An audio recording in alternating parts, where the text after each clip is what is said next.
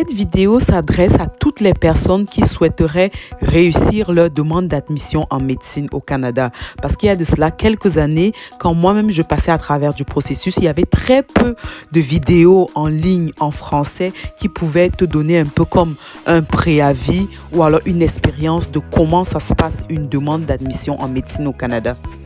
Habituellement, sur cette chaîne, il est question de santé et de bien-être. Si tu es une personne intéressée et passionnée par ta santé et ton bien-être, n'hésite surtout pas à t'abonner pour avoir un max d'infos.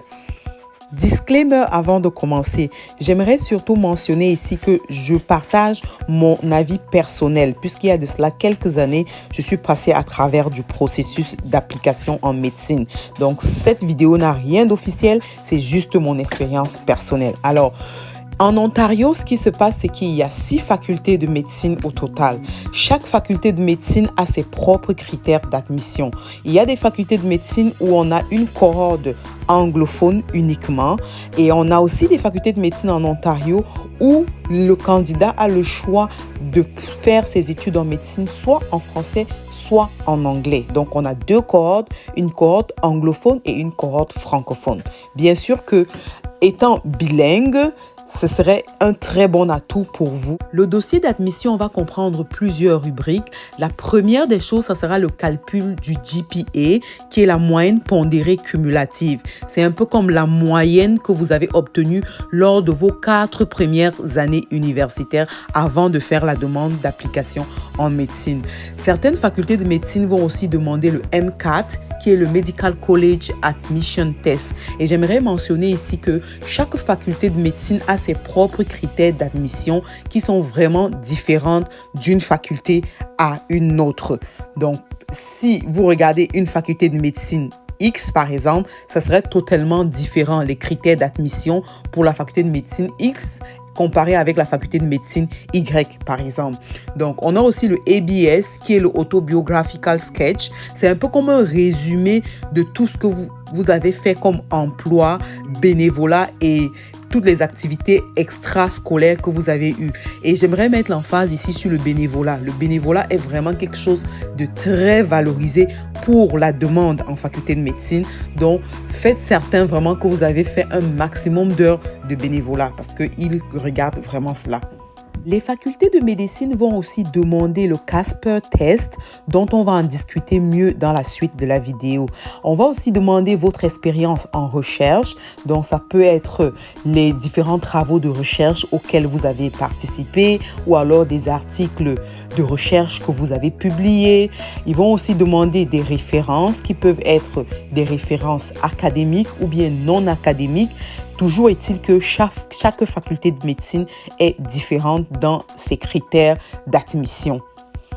Certaines facultés de médecine vont aussi exiger ce qu'on appelle les prérequis.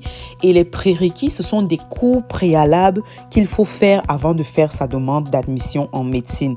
Très souvent, ces cours, ce sont des cours de biologie, de sciences sociales, de chimie, de statistiques et de biochimie. Et pour ces cours-là, il y a des notes obligatoires qu'il faut vraiment avoir avant de faire sa demande d'admission en médecine. Pour ce qui est du GPA, généralement, la moyenne pondérée cumulative, le minimum exigé par les facultés de médecine, c'est 3,5 sur une échelle de 4. Mais très souvent, ce qu'on voit, c'est que la moyenne d'admission pour une cohorte donnée à une année donnée est très souvent élevée. La moyenne peut être très souvent de 3,85, mais cette moyenne-là va varier d'une faculté à une autre et d'une année à une autre. Pour ce qui est du Casper Test, c'est vraiment un test qui est très souvent fait quelques mois avant de soumettre sa demande d'admission en médecine et c'est un test qui permet de mettre en évidence le raisonnement ou alors le jugement du candidat face à une situation donnée. Important aussi de préciser ici que pour faire sa demande d'admission en faculté de médecine au Canada, il faudrait être un citoyen canadien ou alors un résident permanent du Canada. Une fois la demande soumise, la prochaine étape, c'est l'interview. Alors, qu'est-ce que les facultés de médecine regardent avant ton interview? Avant l'interview, les candidats sont très souvent classés selon leur GPA, leur Casper Score, leur ABS, leur score de M4. Mais ces critères-là vraiment varient d'une faculté à une autre. Parce qu'il y a des facultés de médecine qui ne vont pas prendre en compte le M4 ou bien ils vont pas prendre en compte le Casper test parce que c'est pas toutes les facultés de médecine qui exigent le Casper test, mais c'est vrai que c'est de plus en plus une exigence vraiment reconnue même en dehors de l'Ontario. Mais toujours est-il que les critères d'admission varient vraiment d'une faculté de médecine à une autre. Oui, vous avez enfin terminé votre interview. Maintenant, la faculté de médecine à laquelle vous avez appliqué va maintenant classer les différents candidats selon leur GPA et selon le score obtenu pendant leur interview. Ça, c'est mon expérience personnelle parce que j'ai appliqué à une faculté de médecine donnée. Peut-être d'autres facultés de médecine vont classer les candidats différemment. Mes astuces que j'aimerais partager avec vous, c'est vraiment de se préparer à l'avance parce que nous tous, nous avons conscience du fait que le processus d'application est très, très compétitif, c'est vrai, mais cela ne veut pas dire que cela est impossible.